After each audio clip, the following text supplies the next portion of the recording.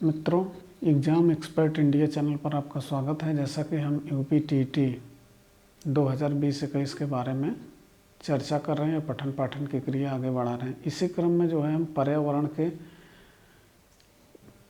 का पीरियड पढ़ रहे हैं। एक वीडियो इसके संबंध में हो चुका है, मेरा पर्यावरण का दूसरा वीडियो है। इसमें हम जो है कुछ महत्वपूर्ण प्रश्नों पे चर्चा करेंगे, प्रश्नों को देखेंगे जो यूपीटीटी के लिए बहुत अनिवार्य प्रश्न हैं। तो ये दोस्तों हम इस संबंध में वीडियो देखते हैं। तो यूपीटीटी 2020-21 है, तो महत्वपूर्ण प्रश्न की चर्चा करेंगे। तो इसमें आता है पहला, प्रथम पृथ्वी शिखर सम्मेलन। पहला पृथ्वी शिखर सम्मेलन 1992 में, या कहाँ हुआ? 1992 में रियो डी जेनेरियो, ब्राज़ील का एक शहर है रियो डी जेनेरियो। देखिए, इसको प्रथम पृथ्वी शिखर सम्मेलन लाने का बहुत बड़ा एक मकसद था दुनिया के देशों का। जैसा कि पर्यावरण को बहुत दिन ब दिन जो है बहुत ज़्यादा पर्यावरण को क्षति पहुंच रही थी। इसके लिए इसके पहले भी स्टॉकहोम में 1972 में एक मीटिंग या कॉन्फ्रेंस का आयोजन हो चुका था। फिर जो है 1992 में पृथ्वी शिखर सम्मेलन का आयोजन उसी पर्यावरण के होते क्षरण को रोकने की दिशा में एक महत्वपूर्ण कदम उठाया गया, और ये प्रथम शिखर सम्मेलन, प्रथम पृथ्वी शिखर सम्मेलन था जो 1992 में रियो डी जेनेरियो, ब्राज़ील के शहर में आयोजित किया गया।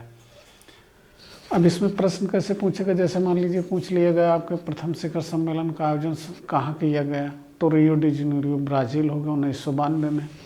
और इसमें जो मुख्य तथ्य हैं, यह जो है संयुक्त राष्ट्र संघ का पर्यावरण विकास सम्मेलन था। ये भी प्रश्न पूछ सकता है। यह संयुक्त राष्ट्र का पर्यावरण एवं विकास सम्मेलन था। एजेंडा 21 बहुत ही महत्वपूर्ण। एजेंडा 21 जो धारणीय विकास के लिए वैश्विक कार्य योजना थी, किसकी थी?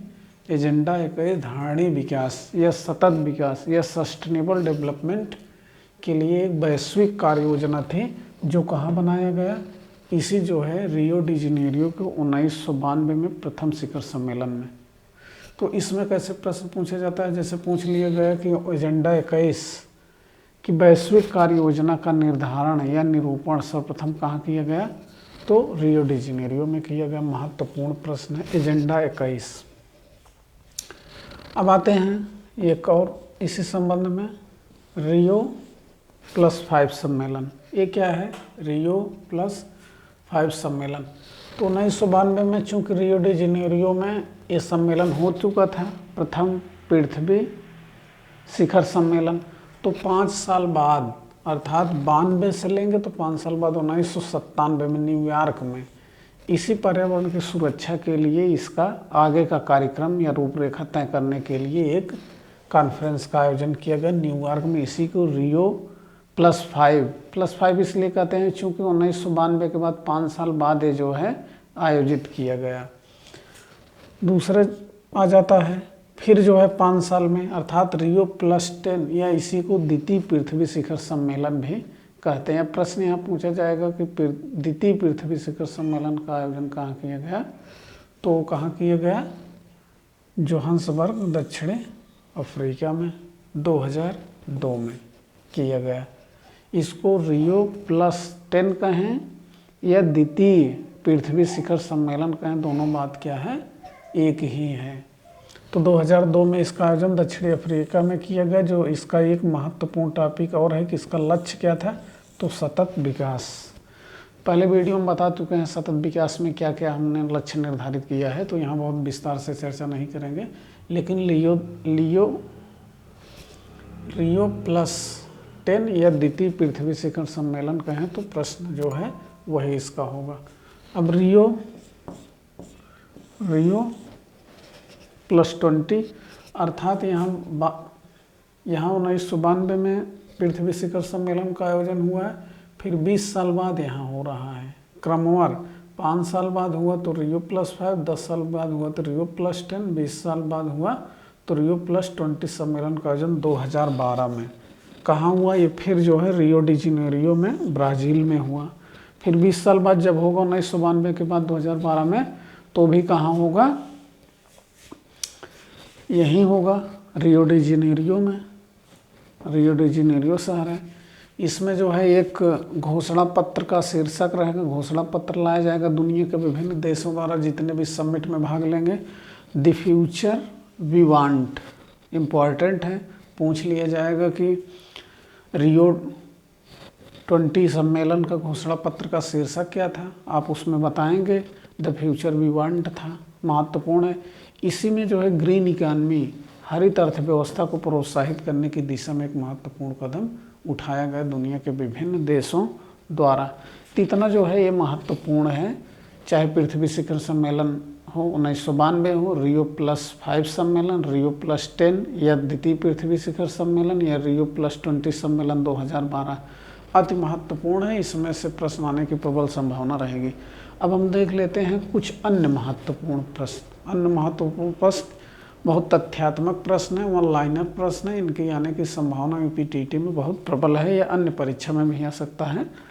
तो पहला प्रश्न इसमें है, पर्यावरण एवं वन मंत्रालय, पर्यावरण एवं वन मंत्रालय का सृजन कहिए, गठन कहिए, कब हुआ था?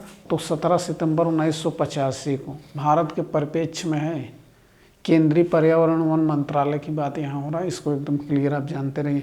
17 सितंबर 1985 को किया गया था, राजीव गांधी उस समय प्रधानमंत्री देश के थे। कौन सा मानव पर्यावरण का विध्वंसक माना जाता है? मानव कैसे विध्वंसक माना जाता है? कौन सा मानव? जब प्रौद्योगिकी नहीं आई रहेगी तो मानव विध्वंसक नहीं रहेगा। किस रूप में वो रहेगा? प्रकृति उत्पादों पर ज़्यादा निर्भर है, जीवन यापन कर रहा है, तो विध्वंसक नहीं माना जाएगा। जैसे जैसे पर्यावरण में टेक्नोलॉजी आएगी, मानव जीवन तमाम जो है प्रौद्योगिकी का इस्तेमाल करेगा, वैसे वैसे पर्यावरण में क्या होगा? नुकसान पहुंचाएगा अपने तकनीकों के माध्यम से। तो यहाँ जो है प्रौद्योगिकी मानव जो है पर्यावरण का विध्वंसक माना जाता है। इसी तरीके से मिस्र किस नदी का वरदान कहा जाता है? बहुत पहले से पढ़ते चले आ रहे हैं। मिस्र को नील नदी का वरदान कहा जाता है। नील नदी का वरदान क्यों कहा जाता है? क्योंकि मिस्र की कृषि व्यवस्था जो है मेन रूप से भूमि वहाँ की उपजाऊ है, तो किस नदी के कारण? नील नदी के कारण। इसीलिए जो है मिस्र को क्या कहा जाता है? नील नदी का वरदान कहा जाता है। अगला महत्वपूर्ण है भोपाल गैस त्रासदी, बहुत महत्वपूर्ण है, टीटी में आ भी चुका है। तो ये घटना जो है भोपाल गैस त्रासदी एक बहुत बड़ी घटना थी गैस रिसाव के कारण। तो 30 दिसंबर 1984 को घटित हुई थी भोपाल में। 3 दिसंबर 1984 को भोपाल में घटना घटित हुई थी। ये प्रश्न पूछ लिया जाएगा कि भोपाल गैस त्रासदी की घटना कब घटित हुई थी? तो 30 दिसंबर 1984 हो गया। गैस पूछ लिया जाएगा कि किस गैस के रिसाव के कारण? तो मिथाइल आइसोसाइनाइड गैस एक जहरीली गैस थी, कीटनाशक बनाने का यहाँ कंपनी थी। तो इसी गैस में क्या हुआ? कुछ टैंकों में रिसाव हो गया जो नगर क्षेत्र में विस्तृत हो गया, बाद में जो है बहुत लोग उसमें मारे गए। तो ये बहुत एक त्रासदी थी, तो मिथाइल आइसोसाइनाइड के रिसाव के कारण। अब अगला प्रश्न आ जाते हैं, वन्य जीव संरक्षण अधिनियम पारित किया गया। वन्य जीव संरक्षण अधिनियम कब पारित किया गया अगर पूछा जाए?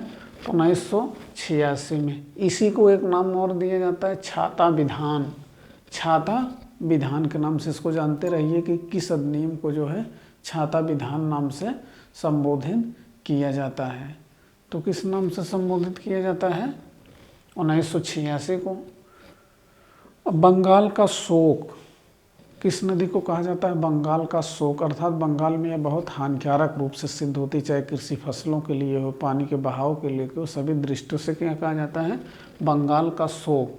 तो दामोदर नदी है, पश्चिम बंगाल, बंगाल का मतलब। बिहार का शोक कोसी नदी है, बहुत ज़्यादा पानी अपने साथ लाती है। जुलाई अगस्त के महीने में बहुत ज़्यादा एकाएक पानी की मात्रा बढ़ जाती है, जिससे बिहार में फसलों के बहुत ज़्यादा नुकसान पहुँचता है। तो इसलिए जो है इसको कोसी नदी को बिहार का शोक कहा जाता है। ये महत्वपूर्ण है। राष्ट्रीय हरित न्यायाधिकरण NGT, नेशनल ग्रीन ट्रिब्यूनल का गठन कब किया गया था? ये है पर्यावरण के संरक्षण की दिशा में, जैसे हाई कोर्ट, सुप्रीम कोर्ट है, तमाम प्रकार के अपीली न्यायालय हैं, वैसे स्पेशल रूप से, विशेष रूप से एक न्यायाधिकरण का गठन किया गया है नेशनल ग्रीन ट्रिब्यूनल का। राष्ट्रीय हरित न्यायाधिकरण ये पर्यावरण संरक्षण की दिशा में कदम उठाता है। जैसे नदियों की सफाई को लेके होगा, उसमें पानी की तो उतना मात्रा नहीं, लेकिन उसमें पानी की जो गंदगी रहेगी उसके विषय में दिशा निर्देश दिया जाता है। पेड़ पौधों के बारे में, वनों की कटाई के बारे में, तमाम पर्यावरण संरक्षण की दिशा में क्या काम करता है, विवादों का निपटारा न्यायाधिकरण करता है। तो इसकी स्थापना कब की गई थी? 2010 में। महत्वपूर्ण है। गंगा कार्य योजना, गंगा एक्शन प्लान, ये कब लाया गया था देश में? 1985 में। इसमें भी पूर्व प्रधानमंत्री श्री राजीव गांधी थे, उस समय गंगा एक्शन प्लान लाया गया। अगला महत्वपूर्ण, चेरनोबिल परमाणु दुर्घटना। चेरनोबिल परमाणु दुर्घटना अति महत्वपूर्ण प्रश्न है। ये कहाँ की घटना थी? एक घटना 26 अप्रैल 1986 को 26 अप्रैल 1986 को चेरनोबिल की परमाणु दुर्घटना हुई थी। यूक्रेन के चेरनोबिल परमाणु सेंटर पर, यूक्रेन के चेरनोबिल में ये घटना घटित हुई थी। अगला है वन्य जीव संरक्षण अधिनियम पारित किया गया था 1972 में। श्रीमती इंदिरा गांधी प्रधानमंत्री उस समय हुआ करती थी। तो किस सन में हुआ है वन्य जीव संरक्षण अधिनियम? 1972 में। महत्वपूर्ण है, इसको भी याद रखिए। राष्ट्रीय पर्यावरण अभियांत्रिकी संस्थान, या इसी को कह दिया जाता है नीरी। क्या कहा जाता है? नीरी। इसका मुख्यालय कहाँ है? नागपुर में। बहुत महत्वपूर्ण प्रश्न है। यूपी PCS से लेके लोअर में, आरओ में, तमाम जगह प्रश्न बार बार पूछा गया है। मुझे तो लग रहा है कम से कम 10 बार पूछा गया होगा। तो अति महत्वपूर्ण प्रश्न है। पर्यावरण दिवस मनाया जाता है 5 जून को, ये जान ही रहे हैं, बहुत सामान्य प्रश्न है। विश्व मौसम विज्ञान संगठन का मुख्यालय, विश्व मौसम के बारे में जानकारियाँ देश दुनिया को देना, उनका डाटा एकत्रित करना किसका काम है? विश्व मौसम विज्ञान संगठन का। मुख्यालय कहाँ है? जिनेवा में। जिनेवा जान ही रहे हैं, स्विट्जरलैंड में है। जिनेवा कहाँ? स्विट्जरलैंड में है। विश्व मौसम विज्ञान संगठन का मुख्यालय है। संयुक्त राष्ट्र पर्यावरण कार्यक्रम UNEP, संयुक्त राष्ट्र पर्यावरण कार्यक्रम UNEP, इसका मुख्यालय कहाँ? नैरोबी, केन्या में इसका मुख्यालय है। अगला है, ये बहुत महत्वपूर्ण ये भी है, संयुक्त राष्ट्र पर्यावरण कार्यक्रम का UNEP का मुख्यालय नैरोबी, केन्या में। महत्वपूर्ण है, इसको भी। ग्रीन पीस इंटरनेशनल का मुख्यालय, ग्रीन पीस एक NGO की तरह है, स्वयंसेवी संस्था है। तो इसमें ग्रीन पीस का मुख्यालय कहाँ होगा? एम्स्टर्डम। एम्स्टर्डम कहाँ है? नीदरलैंड में। एक महत्वपूर्ण सिटी है। तो ग्रीन पीस का मुख्यालय जो है एम्स्टर्डम में है। ऐसे जो है क्रमवार जो है पर्यावरण की कक्षाएं चलती रहेंगी। आप लोग जो है क्रमवार इसका अध्ययन करते रहिएगा। क्रमवार अध्ययन करते रहेंगे तो धीरे धीरे हम आगे बढ़ते रहेंगे और ये तैयार होता जाएगा। अगली वीडियो आएगी, उसके लिए अगर ये वीडियो आपको अच्छा लगा हो, कुछ समझ में आया हो, लगता हो कि यहाँ काम की चीज़ें बताई गई, तो चैनल को सब्सक्राइब कर सकते हैं। लेकिन ये आपकी इच्छा के ऊपर रहेगा पूर्णतया।